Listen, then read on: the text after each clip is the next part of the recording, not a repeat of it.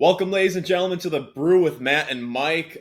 Wisconsin coming off a great win against Northwestern, where I thought they played just absolutely unbelievable in that first half. I don't think they could play any better than they did. Zero turnovers, and they started off with 14 field goals on 13 assists. The ball was moving around, and they were just hitting shots. On the game, you had 26 from John Blackwell, going 5 of 10 from three. All those threes came in the first half. It also cracked me up, especially in that first half, how they were smothering Martinelli. Like, don't get me wrong, he's a really good player, but he was getting treated like he was prime James Harden out there. They were smothering him. They did a great job, but they went hard on Martinelli.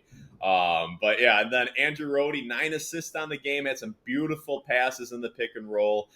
Boyd had 4 assists. The ball was moving around. Wisconsin looked fantastic in that first half in particular, because I do have some things I want to talk about in the second half. I believe they only had 4 assists in the second half and 7 turnovers, but first half is the best basketball like basically any team could play.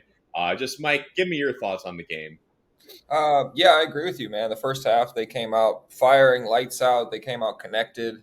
Andrew Rohde was doing an absolute amazing job of playing out of the pick and roll and spraying the ball around to these corners, everything like that. It was great. So really, really enjoyed that from them. And like you said, they shot the ball extremely well.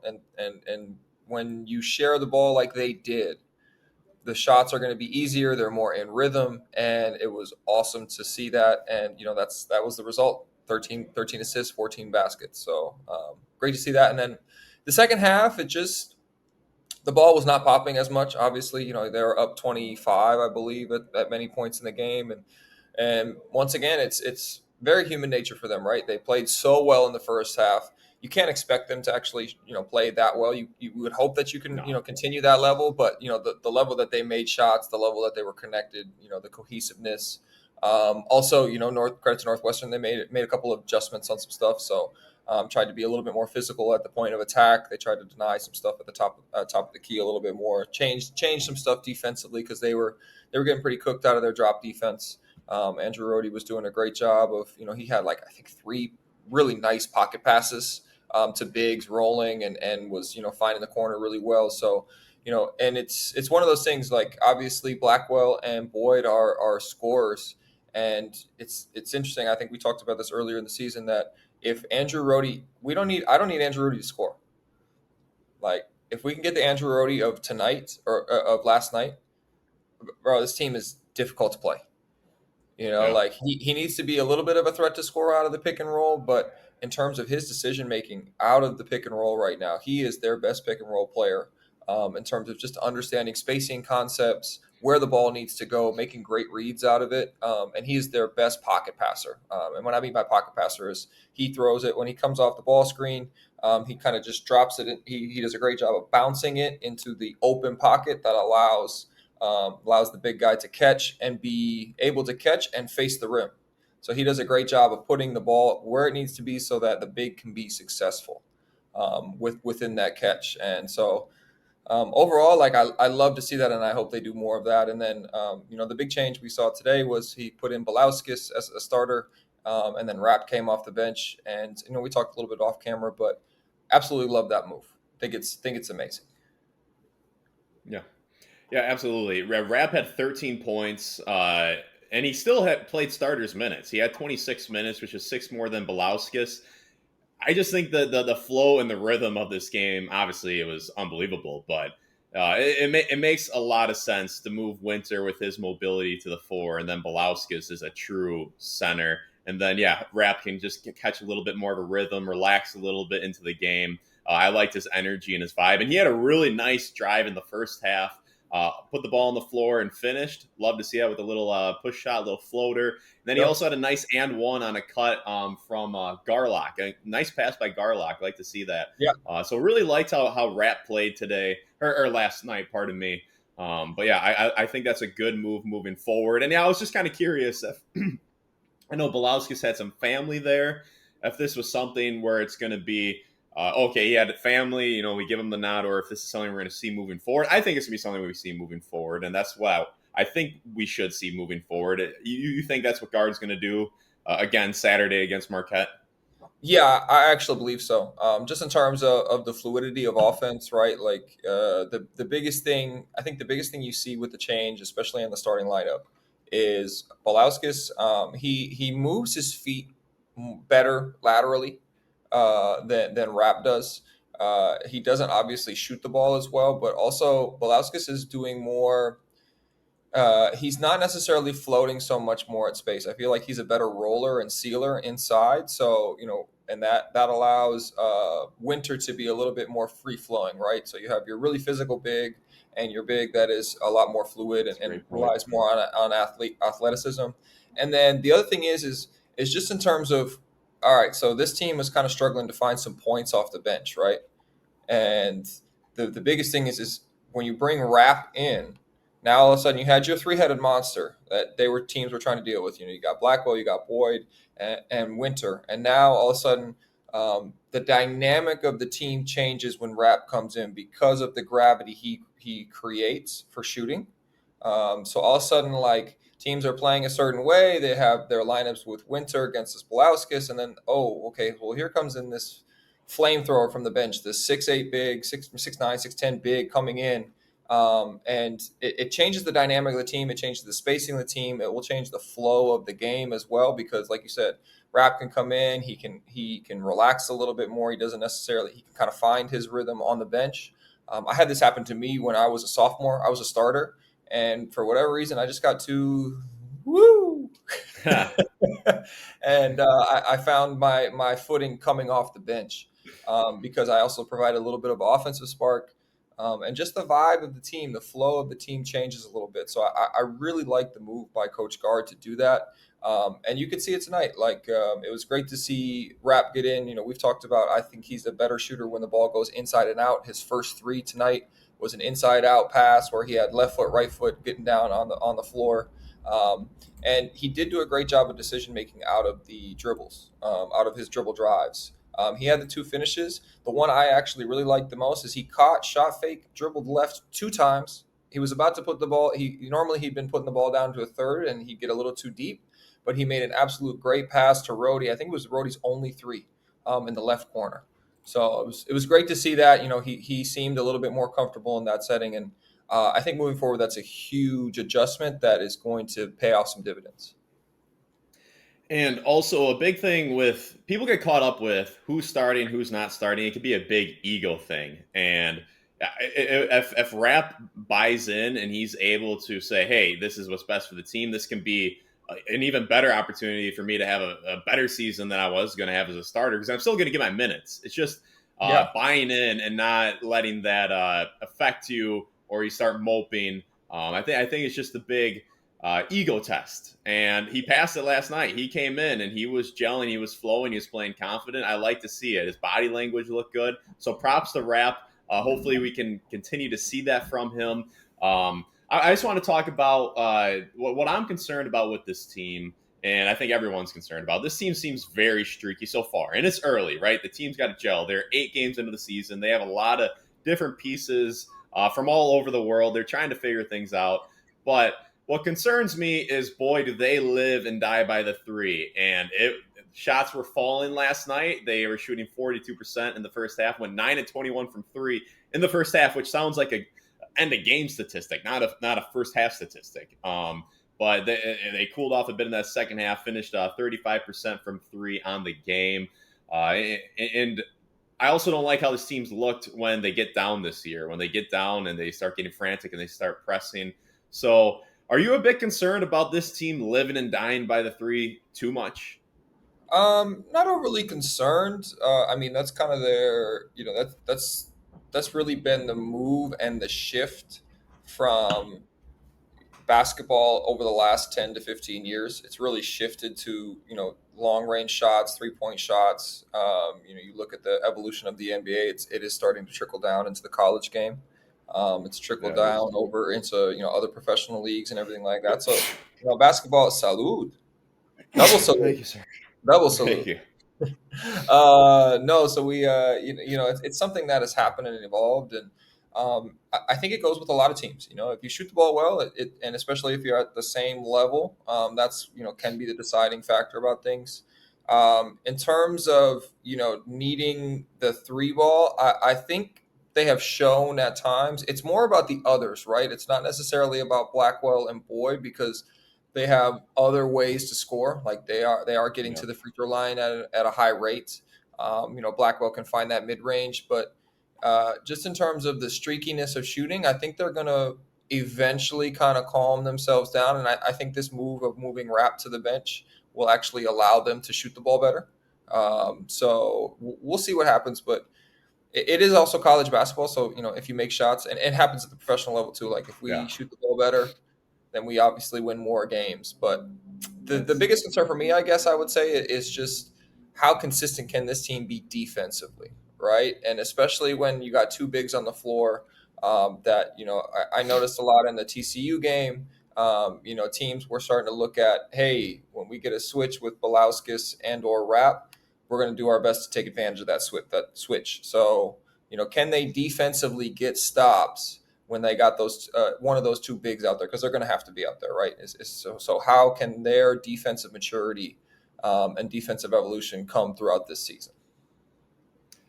Well, what's interesting with Greg Gard and how he's handled the evolution of basketball is instead of kind of like a gradual jump to evolving and going into the modern game, it felt like there was a slight gradual change in like 21, 22, maybe a little bit. And then he saw it in 23, 24 when they had Store. You saw him playing a little bit faster. Then all of a sudden Penny comes in and they just run way past the line and just jump in the water completely to embrace the new college basketball and the analytics and the European game. So I just find that interesting that Gard went all the way out. Sometimes I do wish that they would find just a bit more of a happy medium where perhaps shots aren't falling. They can feed the post or they can just try to get downhill a little bit more than they do. Some of the shots that they settled for against TCU, I really didn't like. Yeah. But yeah, overall, it was needed, and I'm impressed that Gard did this. I never thought Gard would evolve the way he has, so props to him. Next guy I want to talk about is Nick Boyd. 20 points, 4 assists, 0 turnovers. What more can you ask from a point guard? I also will say we got to do a Nick Boyd left-hand tracker. I've been saying this all year, but I haven't seen him use his right hand once on a finish, which is fine. He doesn't really need it, right? You have? I haven't either. I think he had like, I don't know if he actually finished with his left hand. I saw him drive with his right hand. I've seen him go to his right, but he finishes with his left. Usually, Like yeah. against Providence, he had one where it was like the right was there, and I think it was an and one. And I was like, did he use his right hand there? But no, in slow motion, kind of tell it's switched to the left. So I just want to see if he does it once. I just want to see if he does it once this season. Just finish with that right hand, but he doesn't really need to. He's having a fantastic year. So I was just thinking about this. Like, who is the last Wisconsin point guard that's been as fast as Nick Boyd? It's been as fast. Yeah. I would say the only guy that's been as fast or probably faster. Like Cameron Taylor was pretty fast. Cameron Taylor was pretty quick, but like in terms of end-to-end speed, he was not the same. No. I mean, it's pretty obvious it's Devin Harris. Like Yeah. for me, I mean, I believe, man, Devin Harris is probably the most athletic guard to ever come through the Wisconsin program. Oh, I agree. Yeah, Easy. like Easy. he was just a otherworldly athlete. Like he was a good basketball player. It's not that he wasn't. It was just like, oh, okay, because he came and practiced with us one time, and when he was still in the league. Yeah, I And remember that 2011 summer. yeah, he came because Jordan Taylor was having a great year, and he was probably going to get drafted, and had a really good chance of being drafted, and so he came, and all of a sudden like we went through practice, and I could just tell, like during practice and the things he was doing, just like the different level that he was athletically. Yeah. We're like, oh, okay, so that's what the NBA is like, because like he's a really good player in the NBA, but he's not the best player in the NBA, right? So I was like, oh, got it. So for Boyd, I mean, like other than the most athletic point guard to ever come through the program's history, yeah, I think he's the second fastest for sure. One of the more athletic ones we've ever had for sure. Definitely up there. Yeah. Yeah, he's tough. Like I've really enjoyed watching his game. His change of pace of he does a really great job. Like he'll get going, and then all of a sudden he'll be in like third gear, and then he sees a gap, and he's like, okay, I'm gonna go to fifth really fast, and then come back down to third to go finish. I'm like, oh wow, this dude has a good understanding of pace, control, everything like that. And then we talked about it earlier, that left-handedness, that goofy looking lefty stuff that people's brains can't seem to figure out. It's just lethal. Absolutely. And I was trying to think of who he reminds me of a little bit. This is going to be a poll, and he's better than him. But Jacob Young, the brother of Joseph Young, I just see a little similarity. Just super fast left-handed players, basically, with similar frames. But Boyd is a better shooter, and Boyd is the better player. But that's the guy who reminds me a little bit of him. So Jacob Young, 2 years at Texas, 2 years at Rutgers, 1 at Oregon, his 6th year. I'll be impressed if any Badger fans remember him, but he's like a rich man's Jacob Young to me. Yeah, before we do our last segment here, in the second half, 7 turnovers, only 4 assists. They definitely slowed down. Some of the turnovers were quite sloppy. I kind of chalk that up to being up by 25. Like that Blackwell turnover, I don't even know what he was doing. I don't even know how that happens. I don't get it. And if he would have done that 3 years ago, he would have been kicked out of the program. I don't even know how he throws it off the backboard. I don't even know what he was doing. But then, Rapp had a sloppy one, but it was his only turnover. Rohde had a sloppy one-handed pass that got turned over. It's hard to keep the foot on the gas when you're up like that. But it wasn't a great second half. A wonderful first half, but they actually lost the second half by 11. Yeah. So that's kind of one thing that's a little bit of a problem. This team, they've done that a couple of times where all of a sudden they get up kind of big and they don't have this just like, hey, let's just whoop up on them. Let's just keep whooping them. Let's try and push this to, instead of, we're up 25. Let's push it to 35. Let's see, let's see what we can do here. Let's see what we can practice. And, it's hard to keep that, right? Like as a player, it's hard to keep that momentum. It's hard to keep that intensity, especially when you see other guys like Northwestern kind of relaxed a little bit too. And then they also found some rhythm. They hit some shots. They got into their stuff too. It's not that, Northwestern is a bad team. They're a high major Big Ten team, and Doug Collins runs a really good program over there. He knows what he's doing. So he made some adjustments. Wisconsin, was clearly the better team though. So they just kind of felt that. And I think overall, it is what it is. That happens, especially with younger guys, happens to a lot of teams. But they took care of business in the first half so well that it was just like, all right, this game is pretty much over. And before we go into this last segment, we'll see if Mike and I can figure out a time and potentially preview the Marquette game. I'm just kind of throwing that at you right now, but we can talk. I'm ready. Yeah. So that'll be a separate video. But we can reminisce on some stories. We can preview the matchup. But I think playing Northwestern and TCU in different ways is great preparation for playing Marquette, just with the physicality and the aggressiveness on defense. Like Wisconsin, those are 2 teams that just play super hard, super aggressive defense. So that's great preparation for Marquette in different ways. And now the last segment, I was thinking about this. I was having a debate with my buddies, and actually another quick tease for you guys before we end this last segment. This is the 3rd tease I'm doing. But shout out to Mike. I forgot to say this at the beginning of the show. Mike got the silver medal in his 3-on-3 tournament with Puerto Rico. And Mike popped off in the semifinals. And it was a great weekend, Mike. Congratulations. Thank you, man. Yeah, it was really fun. 3x3 is a completely different sport. It's basketball, but different. It was really, really fun. I was really happy with, I had struggled a little bit earlier in the tournament, and then the quarterfinals kind of found my footing. So it was really fun. Glad we got to where we got to. We got to the finals, lost to the U.S. team, who's like a top 3 or 4 team in the world. So no shame in that, especially with me being there the first time. And there'll be some more 3-on-3 stuff in my future. That's for sure. I'm looking forward to it. It's giving me a little bit of a second life in basketball. So I would check it out if anybody is then interested in it. I think it's probably one of the best things for younger players to play. It'd probably be one of the best ways to develop kids in the younger generation. I firmly believe that now after playing it. Absolutely, and it looks exhausting too. If you haven't watched it nonstop. After a made basket or a miss, they check up right away and they keep that ball rolling. So it tests your cardio. It was I was getting exhausted watching it all the way here in Wisconsin. But so last segment, I was thinking about this, debating with my buddies. Like, which Wisconsin player would be the best to guard DeBonsa? I think DeBonsa, is that correct, from BYU? Yeah, 6'9", mobile, solid guy. Wisconsin this year really does not have a good answer at all for him. So my buddies and I were debating, and my top three that I'll go with, I'm going to go with Mike. I'm going to go with Ryan Evans. That team could D up, and both you guys are athletic, physical, like a senior. Fifth year Yeah, Ryan Evans, senior our Mike senior, Bruzewitz. our senior year Or we actually, were. I might go junior because you were injured your senior. I might go junior Mike, but Yeah, upperclassmen Mike and Ryan Evans because they both athletic, 6'6", 6'7" ish, and just solid dudes. So I think it match up well. But if I had to lock in my pick for number one, it's Tyler Wall. Tyler Wall would be my number one pick to guard DeBonsa. nice. Yeah, Especially Wall before the injury. Yeah, that Yeah, 2 month. prior.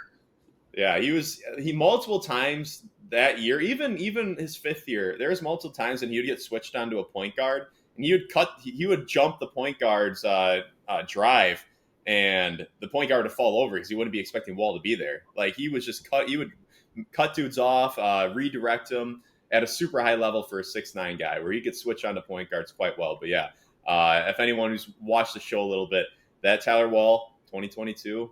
He's like the greatest player I've ever seen. But Mike, who are your top three, and who would be your number one in the last 15 Uh, years? I would say I'm gonna go ahead and throw like the me and Ryan is a good combo just because we have the size, right? Like the biggest thing with the bonds because he's just a huge human, so you got to deal with size like that and fluidity with size and fluidity. So I would probably give like man, tendency wise and just like scouting report wise, I would take that matchup really personally, and I think I would match up well with him just because of his style of play. Like some guys that gave me trouble were smaller guards that would come off of down screens a lot and off ball action, but he had the ball so much, so that's where I felt like I was strong enough to deal with that. Yeah, I would say probably me, Ryan, and then actually, so I'm going to go with me. I'm going to go with Tyler Wall as my second pick. I think that's a great pick. He's 6'9", fluid guy, can handle that. And I'm actually going to go ahead and with the sleeper pick is Carter Gilmore. I think Carter Carter Gilmore. Gilmore, like I know he was a really good rim protector, but he also had his ability to slide his feet when he got caught out on switches last year. He was able to keep guys in front of him for the most part, and then just the sheer size, right? Like Dabanska was trying to get into this little mid post work and hit you with the shoulder and be big, and Carter he's not a little guy. He's not frail. He's not slight. He could chest up. So that's where I would probably pick. Is probably Carter Gilmore. Okay, I love it. I love it. Shout out Gilly. Had a great year last season. But that's where we're gonna end this episode. Stay tuned for more content like this, and we'll see you next time, Mike. Yeah, I'll see you soon. Appreciate it.